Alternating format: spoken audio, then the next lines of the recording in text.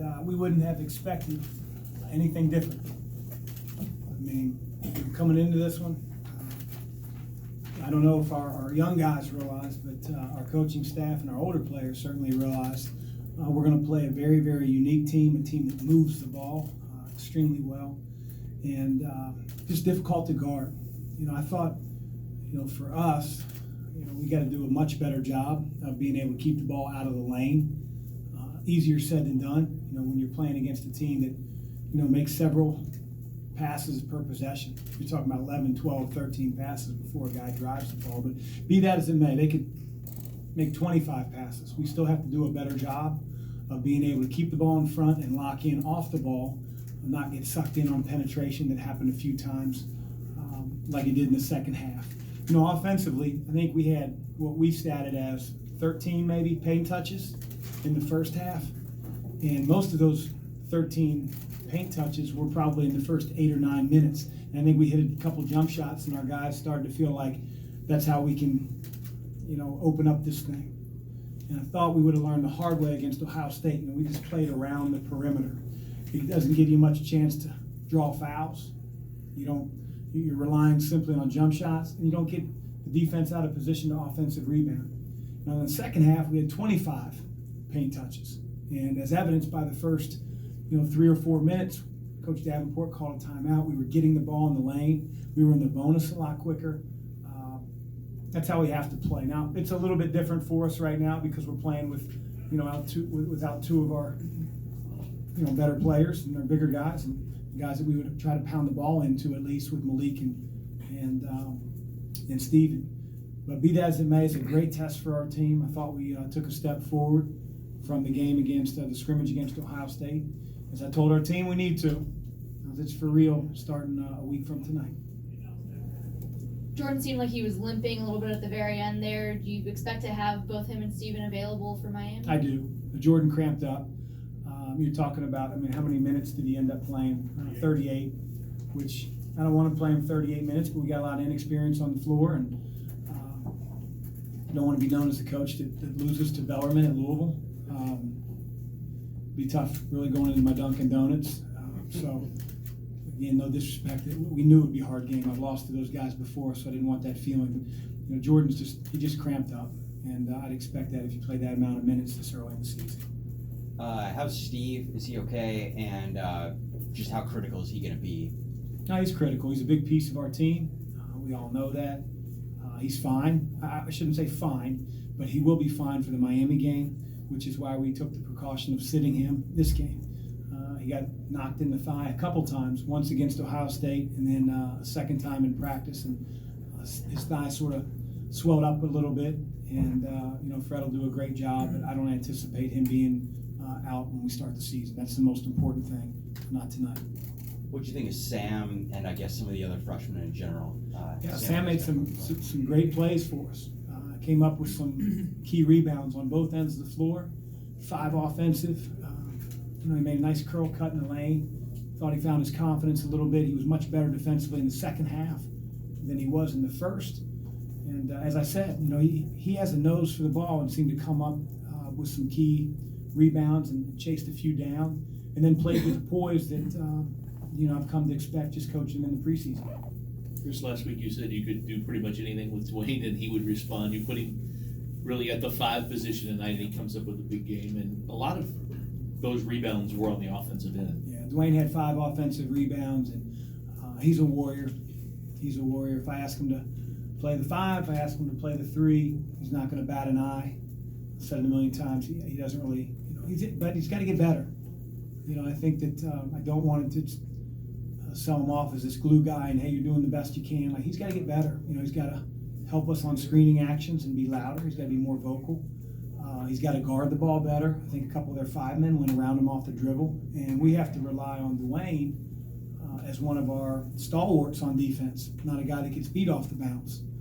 So I'm not just going to sing his praises. He's got to get better for us to be the type of team that I know we're capable of.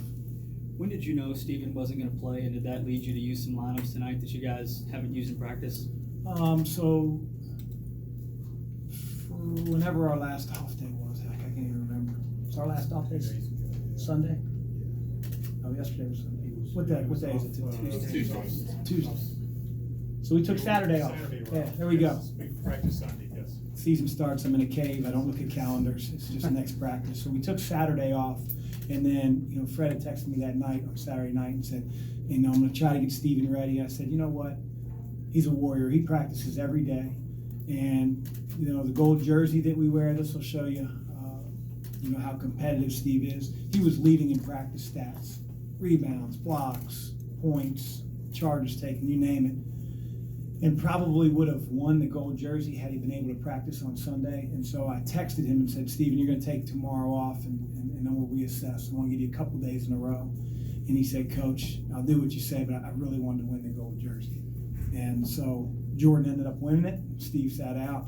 And then we sat him out Monday, and guy's been out of practice for 3 days. We'll probably get him back 2 or 3 days from now, and in hopes that he'll be 100% for Miami.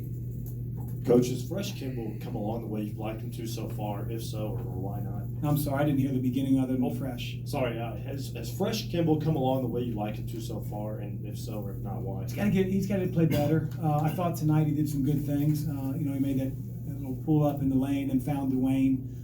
He's just got to get his feet under. CC wasn't very good early on. And so I have a lot of faith in a fifth-year senior, a guy that'll figure it out.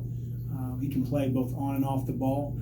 But I think he was probably a little nervous, playing the first time, at our level, and for a team that he's excited to be a part of. But he's going to be a guy that we really depend on. Again, gives you that comfort when he's on the floor of getting things run. Having said that, him, Ryan, and Darius, I think they go, 8 assists, 1 turnover, and I'll take that from our primary ball handlers. Coach, a game like this is difficult for a player like Aiden, really any big for that matter, because of Bellarmine's style of play. So do you see this as a good opportunity for him to have to watch out for those back doors and different things that Bellarmine likes to do? It's a good opportunity to get exposure at a high level, but it really isn't indicative of a lot of the styles that he'll face. Many of the players that he'll be guarding are going to anchor themselves in the post, lip out and set ball screens, and then try to dunk it on your face when the shot goes up.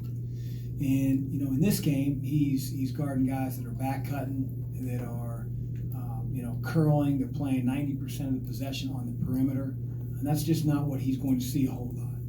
And on the other end, I've said it before, he's not a play-through post yet. He's a guy that's got to be able to finish things. And so you notice the one time he got in the post, it was like Oliver's travels and all the Lilliputians around him. He had like 16 guys around him. And so he's got to get more comfortable for sure on the offensive end. But it's a very, very unique style for a big guy to play against Bellarmine, the way they play. Anything else for Coach? I got one. Sure, just Okay. one more. When you go to Miami, what's the game plan between now and then? What are you trying to improve on? Everything. We'll take inventory of tonight's game and figure out areas that, regardless of the opponent, we have to get better at. We're going to try to get some of our guys, in better condition. A guy like Quinn, will certainly get Steve back in the fold, and so we'll have 11, knock on wood, scholarship players available, and then we'll start to focus our attention, on Miami and what they present. A team that is led by one of the better point guards in the league, a guy that can score at a high level and get in the lane, and that's going to be a challenge. But we'll worry about those guys here in a few days. We're going to worry about getting better from the Bellarmine game first. Last question in the back. Coach, what do you think about the NCAA today announcing that players can make money?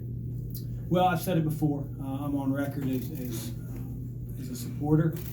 Don't know what it should and will look like, but I do think it's time with really every power conference team having their own power conference league, having their own network, amount of money involved. But I think it's a step in the right direction. The NCAA is not this evil empire that's against the kids. I think they've made moves over the last several years that have really helped student athletes. Cost of attendance, unlimited meals, just to name a few. I think they're moving in the right direction. What that's going to look like remains to be seen. Thank you, Coach. Thank you.